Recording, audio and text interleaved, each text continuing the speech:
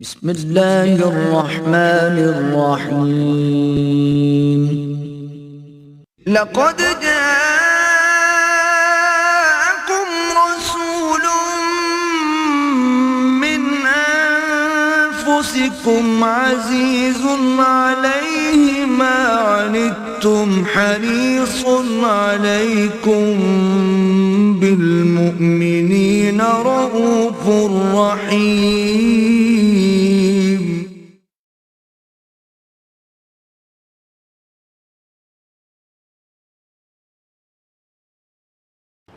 نحمده ونصلي على رسوله الكريم.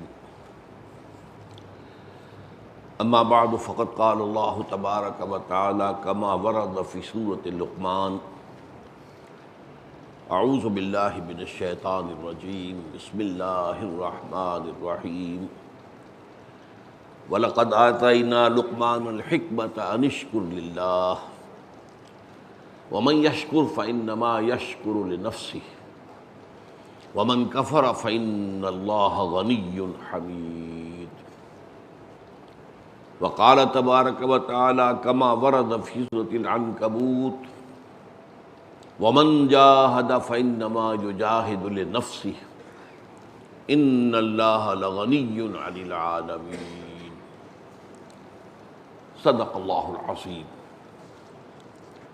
وعن أبي ذر الغفاري رضي الله عنه عن النبي صلى الله عليه وسلم يرويه عن ربه عز وجل أنه قال: يا عبادي إني حرمت الظلم على نفسي وجعلته بينكم محرما فلا تظالموا. يا عبادي كلكم ضال إلا من هديته فاستهدوني أهدكم. يا عبادي كلكم جائع إلا من أطعمته فاستطعموني أطعمكم. يا عبادي كلكم عار إلا من كسوته فاستكسوني أكسكم. يا عبادي إنكم تخطئون بالليل والنهار وأنا أغفر الذنوب جميعا فاستغفروني أغفر لكم. يا عبادي إنكم لن تبلغوا ضري فتضروني ولا تبلغوا نفعي فتنفعوني. يا عبادي لو أن أولكم وآخركم وإنسكم وجنكم كانوا على أتقى قلب رجل واحد منكم ما زاد ذلك في ملكي شيئا. يا عبادي لو أن أولكم وآخركم وإنسكم وجنكم كانوا على أفجر قلب رجل واحد منكم ما نقص ذلك من ملكي شيئا. يا عبادي لو أن أولكم وآخركم وإنسكم وجنكم قاموا في صعيد واحد فسألوني فأعطيت كل إنسان مسألته ما نقص ذلك مما عندي إلا كما ينقص المخيط إذا أدخل البحر. يا عبادي إنما هي أعمالكم أحصيها لكم ثم أوفيكم إياها فمن وجد خيرا فليحمد الله ومن وجد غير ذلك فلا يلومن إلا نفسه. رواہ مسلم رحمہ اللہ. رب اشرح لي صدري ويسر لي أمري واحلل عقدة من لساني يفقهوا قولي.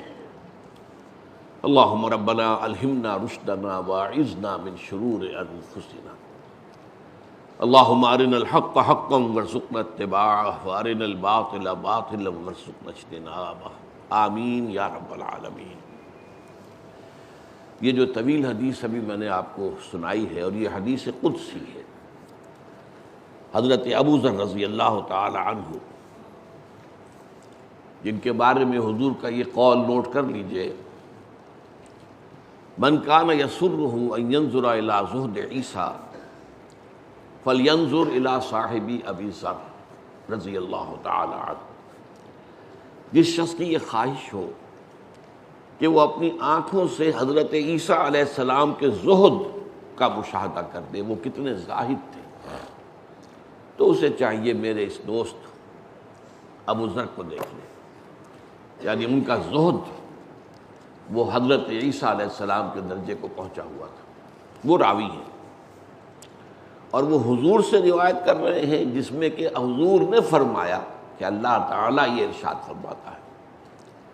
یہ طویل حدیث اور اس میں جو کیفیت ہے وہ آپ نے محسوس کی ہوگی جب میں نے اس کو پڑھا ہے، کس انداز میں اللہ تعالیٰ اپنے بندوں سے خطاب کر رہا ہے، بڑے محبت بھرے انداز میں، بڑی شفقت بھرے انداز میں۔ آپ غور کریں گے تو اصل میں یہ پوری حدیث اللہ تعالیٰ کے اسماء حسنیٰ میں سے جو ایک اسم مبارک ہے اس کی تشریح اور وضاحت ہے۔ وہ اسم ہے الغنی۔ اللہ تعالیٰ ہر شے سے غنی ہے۔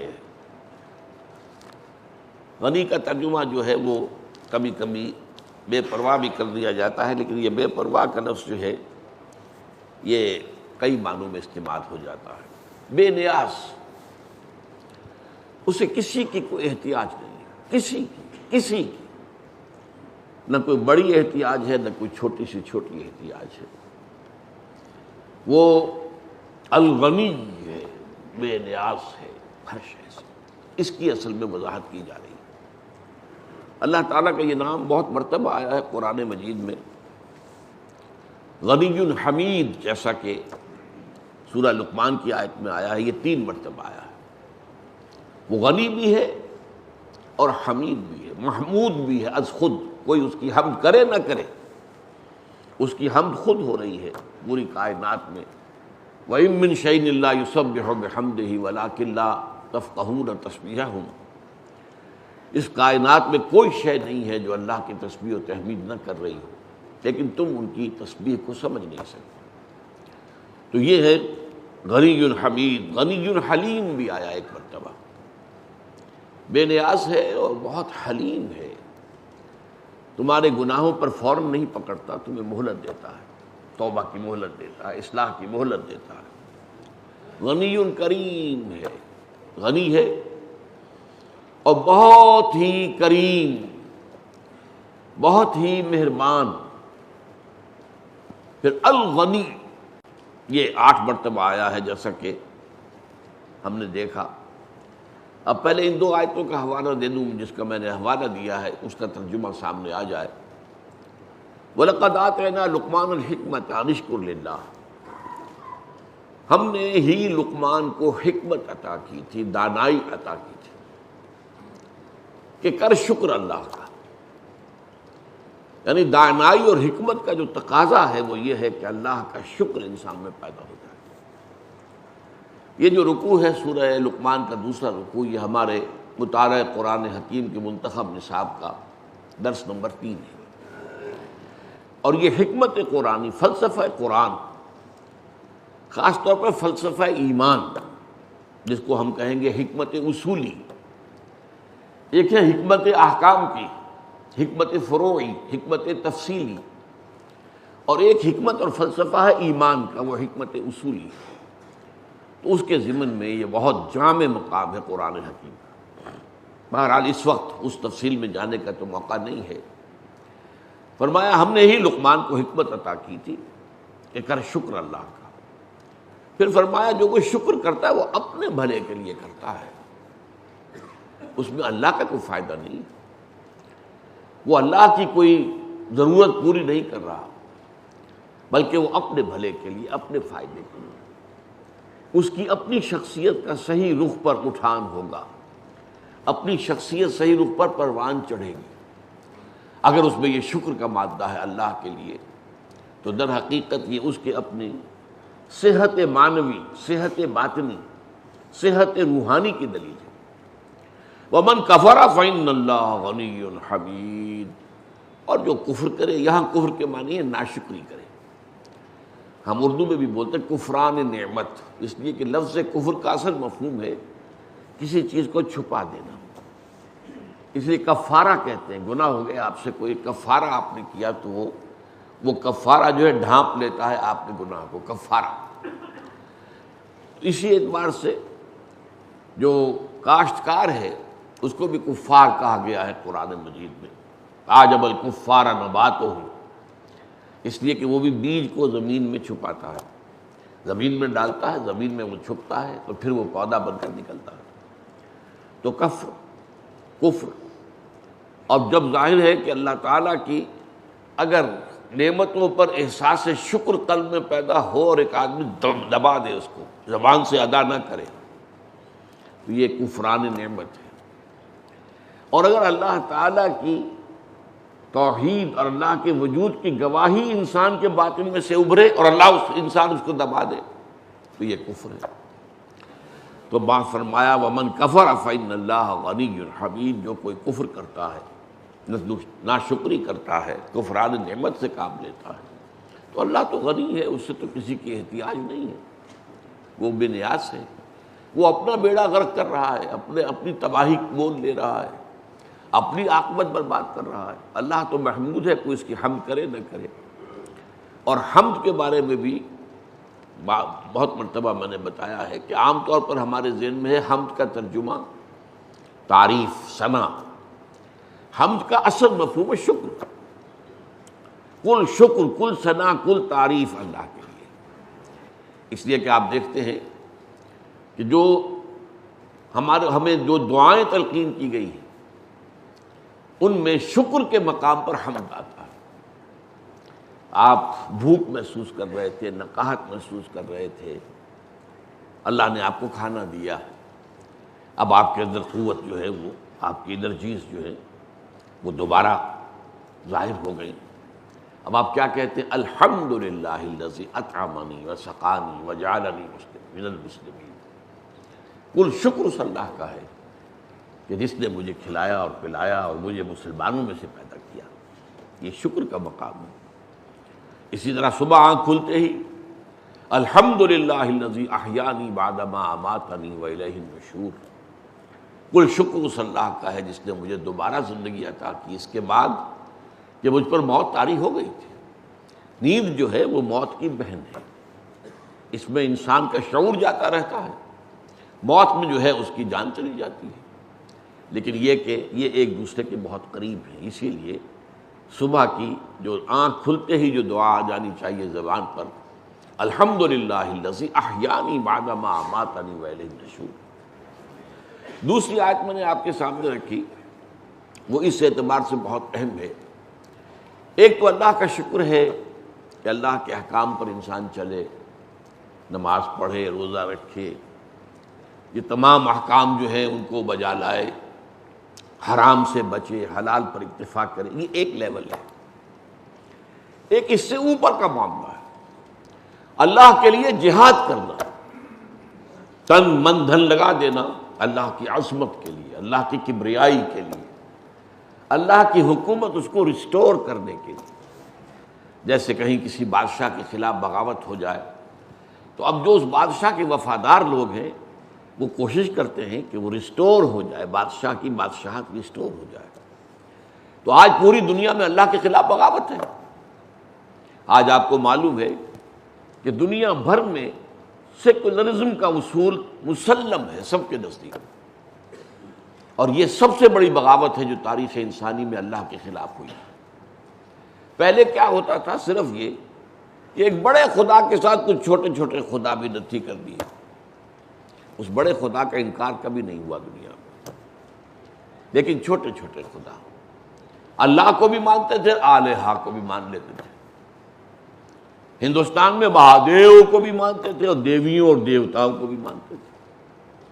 یورپ میں گاڈ بڑے جی سے ایک ہی تھا ہمیشہ، اور اس کی صفات کیا تھی؟ اومنی پوٹنٹ، اومنیشینٹ، اومنی پریزنٹ، علی کل شیء قدیر، بکل شیء علیم، اور ہر جگہ موجود۔ ہاں گاڈز اینڈ گاڈیسز، لیکن وہ چھوٹے جی سے لکھا جاتا تھا۔ یہ بے شمار تھا۔ یہ بغاوت کہ اللہ کو یا مہادیو کو یا جو بھی گاڈ ہے جس کو بھی تم نے سمجھا ہے، جس نام سے بھی پکار رہے ہو، اس کو انسان کی اجتماعی زندگی سے خارج کر دیا جائے۔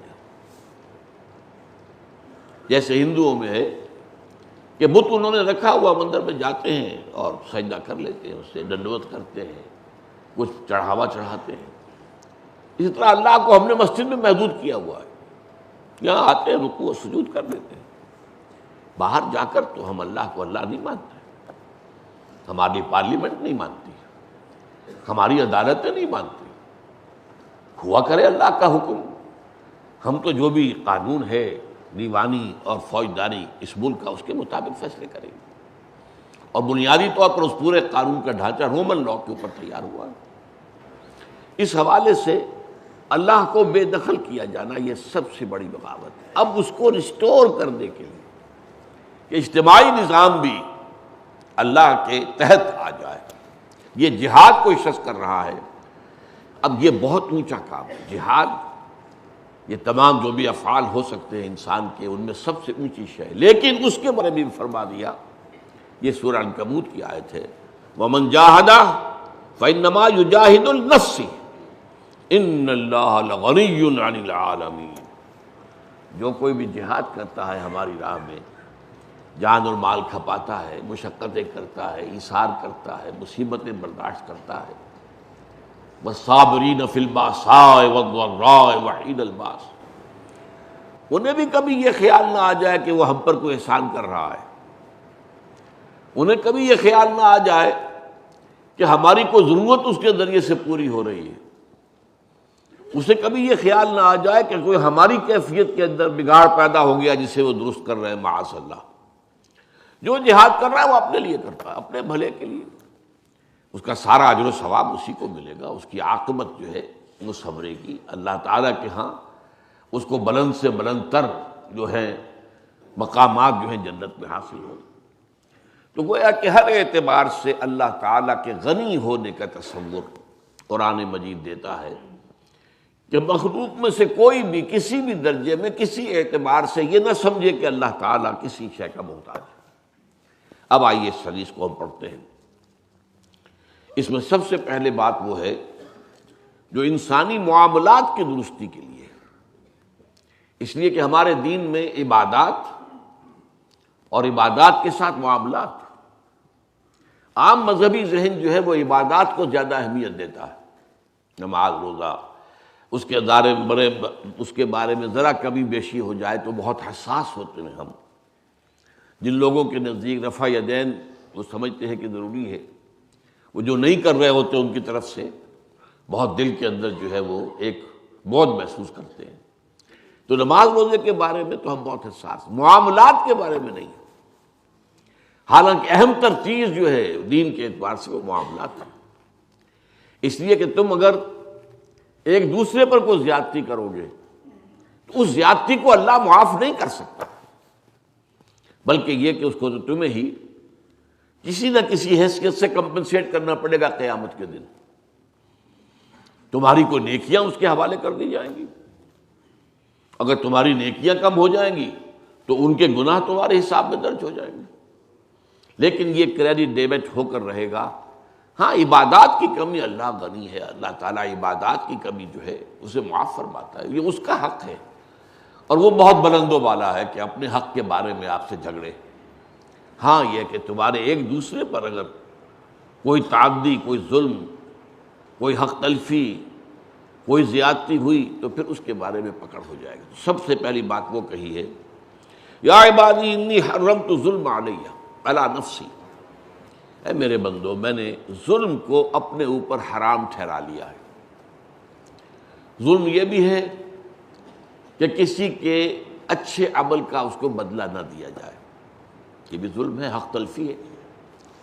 اور ظلم یہ بھی ہے کہ کسی کو کسی ناکردہ جرم کی سزا دی جائے جو اس نے کیا ہی نہیں ہے, اس کو سزا دی جائے. دنیا میں تو ہوتا, لیکن اللہ تعالیٰ کی عدالت میں ظلم کا کوئی امکان نہیں ہوگا. انی حرمت الظلم علی نفسی وجعلتہ علیکم بینکم محرما, اور میں نے تم پر بھی آپس میں ظلم کو حرام کر دیا. کوئی کسی پر زیادتی نہ کرے. کسی کے بارے میں سوء ظن کر رہے ہو یہ بھی زیادتی کر رہے ہو جب تک کہ تمہارے پاس کوئی ثبوت نہیں. کسی کی غیبت کر رہے ہو, بہت بڑا ظلم کر رہے ہو. ایسا کر رہے ہو جیسے کہ گویا اپنے بھائی کا گوشت کھا رہے ہو, نوچ نوچ کر, مردہ بھائی کا. ایحب احدکم ان یاکل لحم اخیہ میتا فکرہتموہ، اسی طرح کسی کا مال مار لیا ہے آپ نے، حق تلفی کی ہے، کسی کو دھوکہ دے کر کوئی شے فروخت کر دی ہے زیادہ دام میں، کسی اپنی بہنوں کی ماں کا حصہ جو ہے جو وراثت میں تھا وہ ہڑپ کر دیا ہے، کھا گئے، یہ ظلم۔ فلا تظالموا، دیکھو ظلم ایک دوسرے پر نہ کرو، اس لیے کہ میں نے اپنے اوپر بھی اپنی ذات پر بھی ظلم کو حرام کیا ہے اور تمہارے مابین بھی ظلم کو حرام ٹھہرایا ہے۔ اب اس کے بعد وہ اصل معاملہ جو میں نے کہا، الغنی یا عبادی کلکم ضال الا من ہدیتہ، تم میں سے ہر شخص گمراہ ہے سوائے اس کے جسے میں ہدایت دوں۔ انسان کو اگر ہدایت نصیب ہو جائے، یہ ہدایت بھی ایک کلی ہدایت ہے کہ اللہ تعالیٰ نے اسلام ایمان کی طرف ہمیں ہدایت دے دی، پھر ایک جزوی ہدایت ہوتی ہے، ہر قدم کے اوپر ہم ایک چوراہے پر آ جاتے ہیں، یہ کریں یا یہ کریں یا یہ کریں یا یہ کریں، تو اللہ تعالیٰ جو ہے ہدایت دیتا ہے۔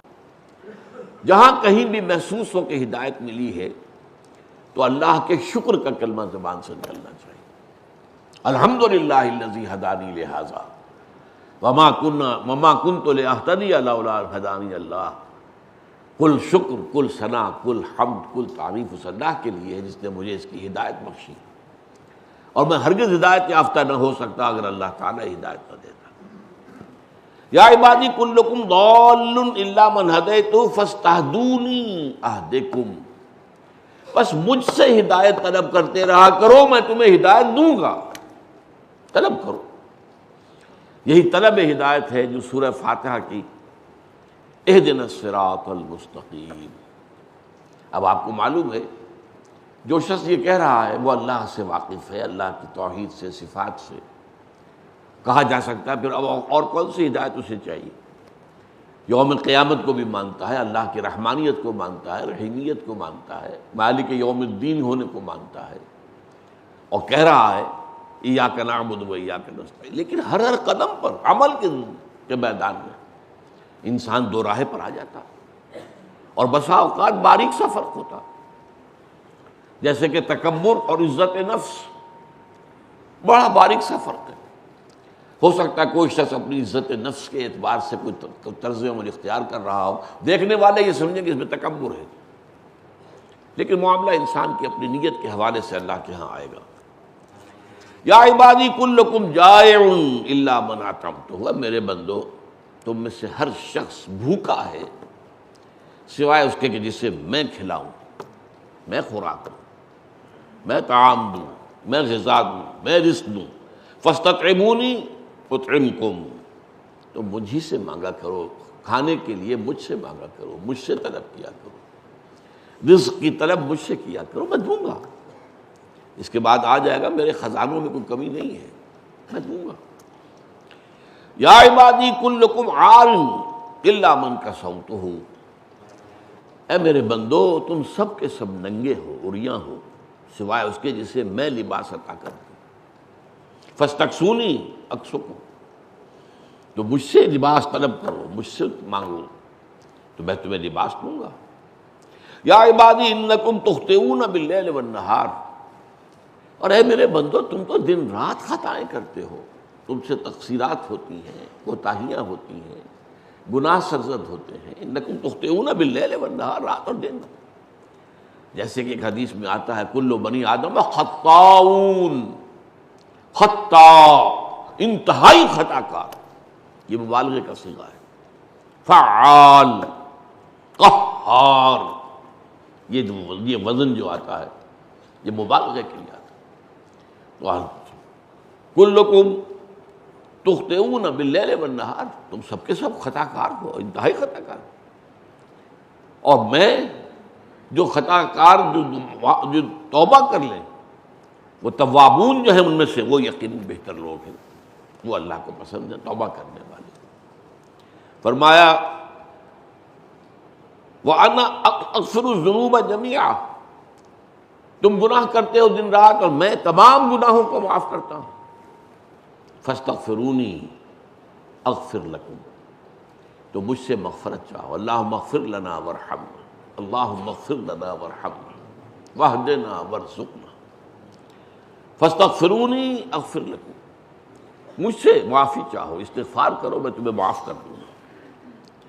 یا عبادی انکم لن تبلغوا ضرری فتضرونی شیئا، اے میرے بندو تم مجھے کوئی نقصان نہیں پہنچا سکتے، تمہاری یہ حیثیت ہی نہیں ہے کہ تم مجھے کوئی نقصان پہنچا سکتے، تم کفر کرو میرا تو کچھ نقصان نہیں، تم میری جناب میں گستاخیاں کرو میرے لیے کوئی وہ کمی کا باعث نہیں ہو جاتی، لہذا انکم لن تبلغوا ضرری فتضرونی ولن تبلغوا نفعی فتنفعونی، نہ ہی تم مجھے کوئی نفع پہنچا سکتے ہو، نہ پہنچ سکتے ہو میرے نفع کو کہ مجھے نفع پہنچاؤ۔ وہی الغنی بے نیاز ہے، اسے کسی کی احتیاج نہیں۔ اب اس کے بعد جو الفاظ آ رہے ہیں وہ کلائمیکس ہے۔ یا عبادی لو ان اولکم وآخرکم وانسکم وجنکم کانوا علی اتقى قلب رجل واحد منکم ما زاد ذلک فی ملکی شیئا، اے میرے بندو اگر تمہارے سب اگلے اور پچھلے اور انسان اور جن سب کے سب، اگر تم میں سے کوئی شخص جو سب سے زیادہ متقی ہو سکتا ہے جس کا قلب ویسے بن جاؤ، ما زاد ذلک فی ملکی شیئا، اس سے میری سلطنت میں کوئی اضافہ نہیں ہو جائے۔ سمجھئے اس کو، اگر تم سب کے سب پوری نوع انسانی، پہلے بھی پچھلے بھی، جن بھی اور انس بھی، سب کے سب ابو بکر بن جائیں رضی اللہ تعالیٰ، میری سلطنت میں تو کوئی اضافہ نہیں ہو جائے گا۔ یہ ہے وہ الغنی، غنی عن العالمین۔ یا عبادی لو ان اولکم وآخرکم وانسکم وجنکم کانوا علی اتقى قلب رجل واحد منکم ما زاد ذلک فی ملکی شیئا۔ یا عبادی لو ان اولکم وآخرکم وانسکم وجنکم کانوا علی افجر قلب رجل واحد منکم ما نقص ذلک من ملکی شیئا۔ میرے بندو اگر تمہارے اگلے اور پچھلے اور تمام جن اور تمام انسان تم میں سے جو سب سے زیادہ فاجر دل والا ہو سکتا ہے، فاجر دل والا، ابو جہل ہو جائے یا شیطان لعین بن جائے، وہ عزازیل بن جائے، اس لیے کہ جنوں کا تذکرہ بھی تو ہو رہا ہے، چاہے جن ہو چاہے انسان ہو، اگلے ہوں یا پچھلے ہوں، اگر جو بدترین جو برے دل کا جو ان میں سے مالک ہو ویسے سب کے سب بن جائیں، ما نقص ذلک من ملکی شیئا، اس سے میری سلطنت میں کوئی کمی نہیں آئے گی۔ یا عبادی لو ان اولکم وآخرکم وانسکم وجنکم قاموا فی صعید واحد فسألونی، اگر تمہارے سب اگلے پچھلے جن انسان ایک میدان میں جمع ہو جائیں اور پھر ہر ایک مجھ سے سوال کرے، اپنی پہنچ کے مطابق سوال کرے گا نا، جتنا کسی کا ذہن ہے، جو اس کے اندر جس شے کی قدر سب سے بڑھ کر ہوگی وہی مانگے گا، جو مانگے گا۔ قاموا فی صعید واحد فسألونی فأعطیت کل انسان مسألتہ، اور پھر میں ان میں سے ہر ایک کو جو وہ مانگے دے دوں، ما نقص ذلک مما عندی، اس سے کوئی کمی واقع نہیں ہوگی ان خزانوں میں جو میرے پاس ہیں، الا کما ينقص المخيط اذا ادخل البحر، سوائے اس کے تمثیل جیسے اگر کسی سوئی کو دریا میں یا سمندر میں ڈبو کر نکال لیا جائے تو اس سے دریا یا سمندر میں کیا جو کمی واقع ہو سکتی ہے اس کا تصور کر لو، بس اس طرح کا کوئی معاملہ ہو سکتا ہے، میرے خزانوں میں کوئی کمی نہیں آتی۔ میں نے جیسا کہ ابتدا میں عرض کر دیا تھا، یہ وہ شان غنا ہے، استغنا۔ اللہ تعالیٰ اپنے مخلوقات سے بالکل بے نیاز ہے، اس کی کوئی احتیاج کسی نوع کی، چھوٹی سے چھوٹی بڑی سے بڑی، کسی مخلوق سے، مخلوق میں سے کسی سے، کسی انسان سے، کسی جن سے، کسی فرشتے سے منسلک نہیں ہے۔ اب آخری ٹکڑا آ رہا ہے، یا عبادی انما ہی اعمالکم احصیھا لکم، اے میرے بندو، اب یہ جو ہے اب قیامت کا تذکرہ ہو رہا ہے۔ اے میرے بندو دیکھو، یہ تمہارے اعمال ہیں جنہیں میں محفوظ کر کے رکھ رہا ہوں، ثم اوفیکم ایہا، پھر میں وہ سب تمہیں پورا پورا پورا ادا کروں۔ مجھے کسی سے دشمنی نہیں کہ اسے جہنم میں ڈالوں اپنی دشمنی کی وجہ سے۔ مجھے کوئی کیا نقصان پہنچا سکتا ہے کہ اس کی میں تلافی کروں، اس کی کسی شے سے، یا اس کو جہنم میں جھونک کر؟ مجھے تو کوئی احتیاج نہیں، یہ تمہارے اپنے اعمال ہیں، ہاں اس کی میں گنتی کر رہا ہوں اور سیکھوں، وہ اعمال تمہارے محفوظ ہو رہے ہیں۔ وہ تو یہ فَمَن يَعْمَلْ مِثْقَالَ ذَرَّةٍ خَيْرًا يَرَهُ وَمَن يَعْمَلْ مِثْقَالَ ذَرَّةٍ شَرًّا يَرَهُ، جس کسی نے ذرے کے برابر بھی خیر کمایا ہوگا وہ سامنے موجود پائے گا، اور جس کسی نے بھی ذرے کے ہم وزن بدی کمائی ہوگی وہ اپنے سامنے موجود پائے گا۔ اور یہ ذرہ کسے کہتے ہیں آپ کو معلوم؟ آج کل تو خیر ہمارے ہاں تصورات میں ایٹم وغیرہ بھی آ جاتا ہے، پچھلے زمانے میں سب سے چھوٹی چیز جو انسان دیکھتا تھا وہ چیونٹیوں کے جو بچے نکلتے ہیں، چیونٹیوں کے بچے، یہ ذر ان کو کہتے تھے۔ یہ اصل میں یا عبادی انما ہی اعمالکم احصیھا لکم ثم اوفیکم ایہا، پھر یہ وہ چیزیں آ گئیں جو میں نے آیات کے حوالے سے پہلے آپ کے سامنے رکھی ہیں۔ فمن وجد خیرا فمن یعمل مثقال ذرۃ خیرا یرہ فمن وجد خیرا فلیحمد اللہ، تو جس کسی نے کوئی خیر پائے اپنے اعمال نامے میں، اس نے دیکھا کہ کوئی خیر جو ہے وہ درج ہے، اللہ کا شکر ادا کرے، اس لیے کہ بہرحال اس کی ہدایت تو اللہ نے دی تھی، اس کی توفیق تو اللہ نے دی تھی، فلیحمد اللہ۔ جیسے کہ ابھی میں نے آپ کو سنائی آیت، الحمدللہ الذی ہدانا لہذا وما کنا لنہتدی لولا ان ہدانا اللہ، یہ قرآن میں آئی ہے کیسے موقع پر؟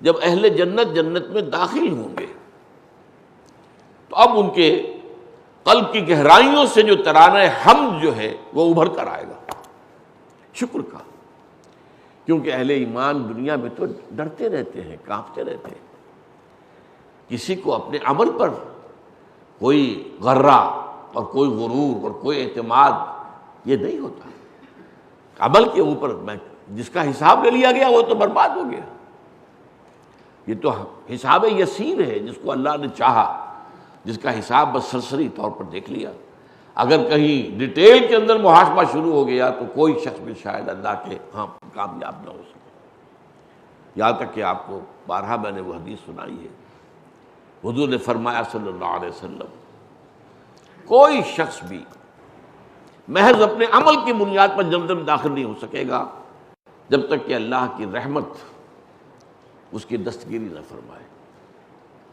اب کسی صحابی نے بڑی ہمت کی، جرأت کی، بہت ہی سمجھیے حوصلے کا کام تھا، پوچھ لیا حضور کیا آپ بھی؟ اس لیے کہ جو کیٹیگوریکل سٹیٹمنٹ، کوئی داخل نہیں ہو سکتا جنت میں محض اپنے اعمال کی بنیاد پر، کیا حضور آپ بھی؟ ہاں میں بھی، الا یتغمدنی ربی برحمتہ، الا یہ کہ میرا رب اپنی رحمت کی چادر سے مجھے اڑا دے، اپنی رحمت کی چادر سے مجھے ڈھانپ لے، اس کے بغیر میرا داخلہ بھی جنت میں نہیں ہو سکے۔ دین کی تعلیم تو یہ ہے، دین تو ہمیں یہ سکھاتا ہے، حضور نے ہمیں یہ سکھایا۔ اب ہمارے ذہنوں میں کیا کیا تصورات ہیں، کس کس درجے کے مغالطے ہوتے ہیں انبیاء رسول کی شانوں میں، یہ مغالطے اور یہ غلو عقیدت اور غلو محبت ہی تو ہے نا، جس نے عیسیٰ کو خدا کا بیٹا بنوا دیا، یہ کیا چیز تھی؟ کوئی بدنیت تو نہیں ہو سکتی، محبت کا غلو ہے، عقیدت کا غلو ہے، حد سے بڑھ جانے والا، اسی نے حضرت علی کو خدا بنوا دیا۔ یہ تو اس دین کو اللہ نے محفوظ رکھنا تھا قیامت تک، لہذا یہ گستاخی حضور کی شان میں کسی نے نہیں کی کہ حضور کو قرار دیا گیا ہو اللہ کا اوتار، نہیں، وہ اشعار میں کوئی نعتوں پہ بات آ جائے وہی جو مستوی عرش ہے خدا ہو کر اتر پڑا وہ مدینے میں مصطفیٰ ہو کر. یہ کس کے بارے میں یہ وضاحت کر دوں، میں پہلے اپنے کسی درسوں میں کہتا رہا ہوں کہ شاید یہ مولانا احمد رضا خان صاحب کا شعر ہے، لیکن نہیں، کسی اور صاحب کا ہے یہ. لیکن یہ کہ بہرحال اس سے سامنے آتا ہے معاملہ کہ یہ بھی باتیں جو ہے، لیکن یہ شاعروں کا معاملہ ہے، شعروں میں تو غلو ہوتا ہے. فی کل واد یہیمون، وہ جو قرآن مجید میں جو فرمایا گیا ہے، اور اس سے کوئی بڑے سے بڑا شاعر بھی اس سے بچا ہوا نہیں. تو اس اعتبار سے حضرت علی کو خدا ماننے والے پیدا ہوئے، آج بھی موجود ہیں. اور واقعہ یہ ہے کہ اگرچہ ویسے تو دروزی اور علوی وغیرہ کچھ لوگ ہیں جو شام لبنان وغیرہ کے اندر ہیں، وہ اب بھی وہی ہیں جن کا عقیدہ ہے کہ علی اللہ ہی کی شکل، اللہ ہی کے اوتار کی حیثیت رکھتے ہیں، علی اللہ ہے. عبداللہ ابن سبا نے یہ فتنہ جو ہے کھڑا کیا تھا. یہ میں صرف اس اعتبار سے بتا رہا ہوں کہ حضرت علی کی کیا حیثیت ہے حضور کے مقابلے میں. حضور کو اللہ نے محفوظ رکھا اس لیے کہ آپ کے ساتھ سارا دین کا معاملہ آپ کے ساتھ وابستہ ہے. وہ مصطفیٰ پر رساں خیش را کے دی ہموس، اگر بعور رسیدی تمام بولا حدیث. تو حضور کے ایک صحابی کو، اور حضور نے ان کی تربیت فرمائی، تزکیہ فرمایا، گود میں پلے ہیں حضور کے، حضرت علی رضی اللہ تعالیٰ. ان کو تو یہ گستاخی ہے جو کی گئی ہے، لیکن یہ ہے کہ اللہ کے بچایا ہے اپنے نبی صلی اللہ علیہ وسلم کو اس سے. لیکن یہ سب کیا ہے؟ غلو، عقیدت کا غلو، محبت کا غلو. یہی غلو ہمارے ہاں بھی چلا آ رہا ہے.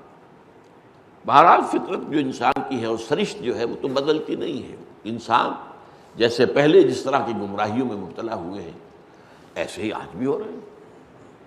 حدیث میں تو حضور نے فرما دیا ہے کہ تم ان تمام راستوں پر چلو گے جن پر تم سے پہلے کی امتیں چلی ہیں، یہاں تک کہ اگر وہ گوہ کے بل میں گھسی تم بھی گھسو گے. اور اگر ان میں سے کوئی بدبخت ایسا اٹھا جس نے اپنی ماں کے ساتھ بدکاری کی ہوگی تو تم میں سے بھی کوئی نہ کوئی شقی ایسا اٹھے گا. صحابہ نے پوچھا حضور کیا اہل کتاب مراد ہیں، یہود و نصارہ؟ فمن، اور کون؟ تم سے پہلے کی امت وہی تو تھے نا، وہ امت مسلمہ تھے. کہ ہم اس زوم میں نہ رہے کہ ہم ہی امت مسلمہ ہیں. وہ جو غالب نے کہا تھا کہ ریختہ کے ایک تم ہی استاد نہیں ہو غالب. سنتے ہیں اگلے زمانے میں کوئی میر بھی تھا، میر بھی بہت بڑا شاعر تھا. اسی طرح ہم ہی امت مسلمہ نہیں، ہم سے پہلے یہود. اور نوٹ کیجئے قرآن میں 4 مقامات پر یہ ہے یہودیوں کے بارے میں کہ ہم نے انہیں تمام انسانوں پر فضیلت دی. 2 مرتبہ تو آپ کو بھی یاد ہوگا، سورہ بقرہ تو بہت کافی لوگوں کے ذہنوں میں ہوتی ہے. 6 رکوع کی پہلی آیت، 15ویں رکوع کی پہلی آیت، یا بنی اسرائیل اذکروا نعمتی التی انعمت علیکم وانی فضلتکم علی العالمین. میں نے تمہیں تمام جہان والوں پر فضیلت دی. لیکن ان میں گمراہیاں پیدا ہوئیں. ان کی ایک گمراہی تو وہ ہے جس سے کہ اللہ نے اپنی کتاب کو محفوظ رکھا کہ انہوں نے کتاب میں تحریفات کی. اللہ تعالیٰ نے چونکہ حفاظت اپنے ذمہ لے لی قرآن مجید کی، تو اس گمراہی سے تو امت بچی ہوئی. لیکن یہ نوٹ کر لیجئے کہ یہ حفاظت صرف متن قرآن کو حاصل ہے. ترجموں میں تحریفیں ہوئی ہیں، ڈٹ کر ہوئی ہیں. تفسیروں میں تحریفیں ہوئی ہیں اور ڈٹ کر ہوئی ہیں. خود بدلتے نہیں، قرآن کو بدل دیتے ہیں. وہ بدل دینا قرآن کا جو ہے وہ قرآن کے متن کے اندر تبدیلی کوئی نہیں آ سکتی. انا نحن نزلنا الذکر وانا لہ لحافظون. اللہ تعالیٰ کی حفاظت خصوصی ہے. ورنہ نوٹ کر لیجئے اگر یہ حفاظت تورات کی اور انجیل کی بھی اللہ اپنے ذمہ لے لیتا تو کیا ان میں کوئی تحریف ہو سکتی تھی؟ اور اگر اللہ نے خاص اپنی حفاظت میں قرآن کو نہ لے لیا ہوتا تو کیا ہم چھوڑ دیتے قرآن میں تحریف کی ہو؟ تو ظاہر بات ہے کہ جیسے فن عرض کیا حضور نے فرمایا جن راستوں پر بھی پچھلی امتیں چلی ہیں تم بھی چلو گے. اور اس کے لیے مثالیں، اگر وہ گوہ کے بل میں گھسے تو تم بھی گھسو گے. اور اگر ان میں سے کوئی بدبخت ایسا اٹھا جس نے اپنی ماں کے ساتھ بدکاری کی تو تم میں سے بھی کوئی شقی ایسا اٹھے گا۔ تو یا عبادی انما ہی اعمالکم احصیھا لکم، اے میرے بندو یہ تمہارے اعمال ہیں جو میں حفاظت سے جن کا حساب رکھا ہوا ہے میں نے۔ ثم اوفیکم ایھا، وفا یوفی پورا پورا کر دینا اور پورے اہتمام سے کر دینا۔